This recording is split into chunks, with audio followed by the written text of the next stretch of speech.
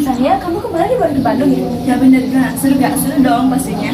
Ceritalah, bisa gak cerita ya gak? Ya dong. Ya paling kemarin aku main ke kebun teh, habis itu mampir sebentar ke Taman Tegalega. Bentar.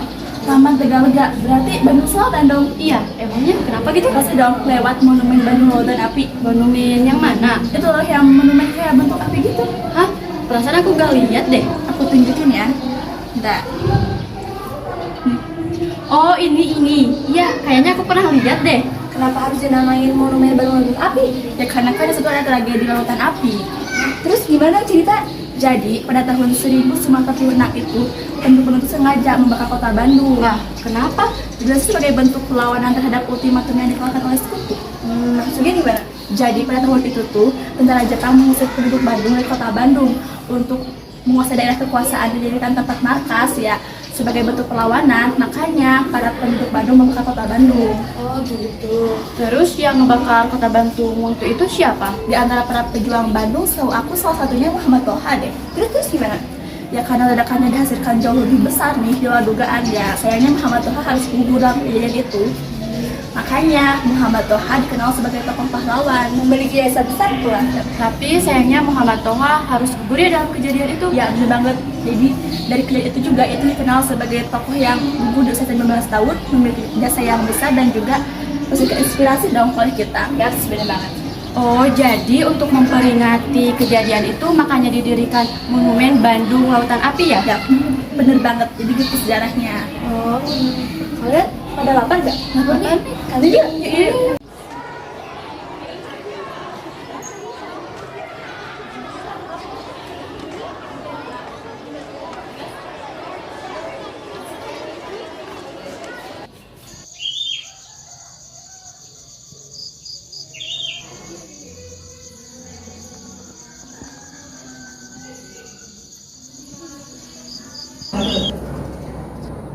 Kamu lagi lihat apa tuh? Ini lagi lihat-lihat barang di online shop. Hah? Itu bukannya aplikasi Tokopedia ya? Kenapa nggak pakai aplikasi lain aja gitu? Ya kalau ada aplikasi buatan Indonesia, kenapa harus pakai aplikasi buatan luar coba? Ah, emangnya Tokopedia buatan Indonesia ya? Ya kalian nggak tahu, ini loh aplikasi buatan anak bangsa. Emang siapa gitu pendirinya? Itu loh William Tanuwijaya. Hah? William? Iya, William Tanuwijaya. Salut sih sama beliau. Oh, gimana maksudnya? Kemarin nih aku browsing di internet, katanya buat mendirikan aplikasi ini tuh beliau tuh butuh perjuangan yang besar banget. Terus?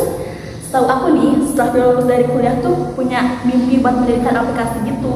Ya mungkin terbesit aplikasi Tokopedia, aplikasi belanja online. Ya walaupun awalnya tuh sempat dihina, diejek, sampai dikatain mimpinya terlalu tinggi lah. Tapi kan berkat semangat perjuangan dan usahanya, ia berhasil munculkan aplikasi ini. Iya sih, hebat banget ya beliau Ya ya. tentu dong, dari beliau juga nih, kita tuh dapat belajar tahu kalau kita tuh harus punya mimpi yang besar. Gak apa-apa jatuh bangun, asalkan kita mau berusaha lagi.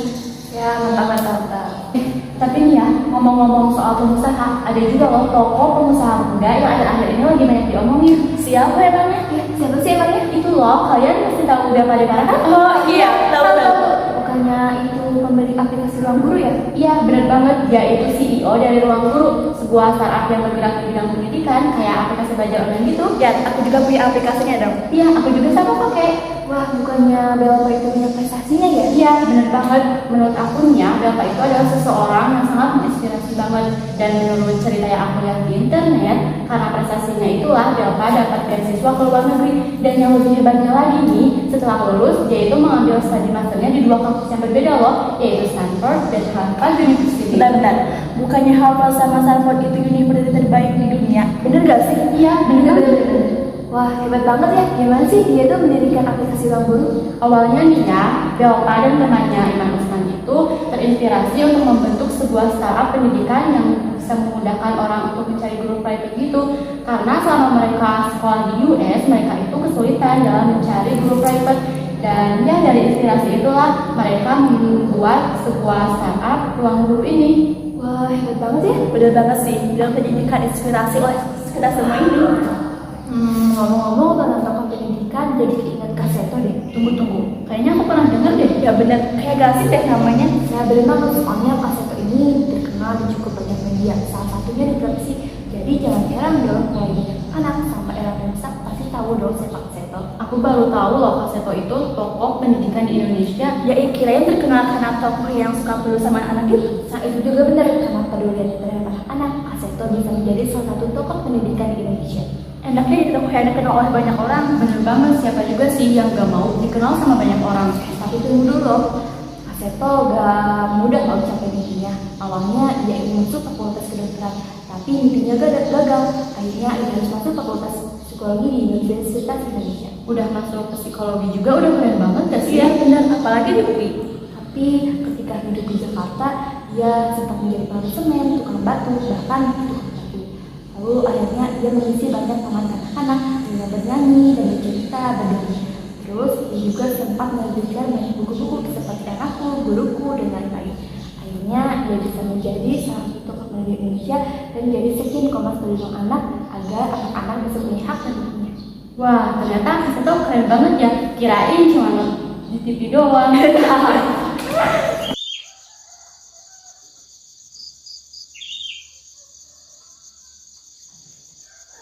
Hilangkah tentang kita dari hatimu. Lagi lihat apa? Seru banget kayaknya. Mana-mana, aku juga mau lihat dong. Ini film Tenggelam Kapal Pangicik. Kalian pernah ada yang nonton? Bukannya itu film yang diangkat dari novel ya? Nah benar, ini film diangkat dari novel karya Abdul Karim Amrullah atau bisa disapa Boy Hamka. Pasti keren dong filmnya, karena biasanya nih kalau filmnya diangkat dari novel-novel itu suka bagus-bagus. Tapi ngomong-ngomong, aku lebih penasaran siapa sih Boy Hamka itu? Nah, kebetulan aku juga tahu dikit-dikit siapa Boy Hamka. Jadi Abdul Karim Amrullah atau disapa Boy Hamka adalah seorang sastrawan dan ulama. Jadi beliau ini belajar sastra secara otodidak. Beliau berhasil mendapatkan banyak karya hebat seperti Tenggelam Kapal Pangicik dan Di Bawah Merkabah. Kerennya padahal beliau belajar secara otodidak, tapi beliau berhasil menerbitkan banyak buku hebat. Jadi tertarik deh dengan baca buku karya beliau. Iya, apalagi beliau ini kan seorang ulama ya. Jadi pasti di dalam bukunya itu berisi pesan-pesan moral yang bisa kita ambil. Nah bener banget, meskipun dia seorang sastrawan, tapi ia juga tidak lupa akan kecintaannya terhadap Allah SWT. Iya, kemarin tuh aku habis baca buku Kartini yang judulnya itu Habis Gelap Terbitlah Terang. Kalian pasti tahu kan buku itu? Ya nih, aku pernah dengar tuh ceritanya. Ceritain dong gimana isinya. Ya, cerita dong, cerita. Jadi ya, bukunya itu menceritakan tentang perjuangan Kartini dalam menggapai hak yang setara antara kaum perempuan dan laki-laki. Oh iya, bukannya Kartini itu tokoh yang memperjuangkan hak sama perempuan, bener gak sih? Iya, bener banget. Kartini itu seorang tokoh pendidikan Indonesia. Ini ya, awalnya itu Kartini memiliki keinginan untuk memajukan hak perempuan yang pada masa itu memiliki status sosial yang sangat rendah. Ia merintis keinginan itu dengan mengajari anak-anak di sekitarnya itu untuk bisa membaca dan juga menulis. Salut banget sih sama beliau. Ya bener banget. Bukannya beliau juga mendirikan sekolah gitu ya? Iya, menurut buku yang aku baca juga nih ya, Kartini itu mendirikan sekolah wanita yang letaknya itu di sebelah timur kantor Kabupaten Rembang. Wah hebat banget ya. Iya, dari Kartini juga nih ya, kita itu banyak belajar bahwa kita sebagai anak muda itu harus gemar membaca dan juga bergemar belajar, jangan malah main HP. Bener. Ya, selain itu juga nih ya, kita juga harus memiliki cita-cita yang tinggi. Terus kita harus bisa mencoba sesuatu hal yang baru, walaupun sulit. Wah berarti Kartini itu menjadikan salah satu tokoh pendidikan inspirasi kan? Iya, bener banget.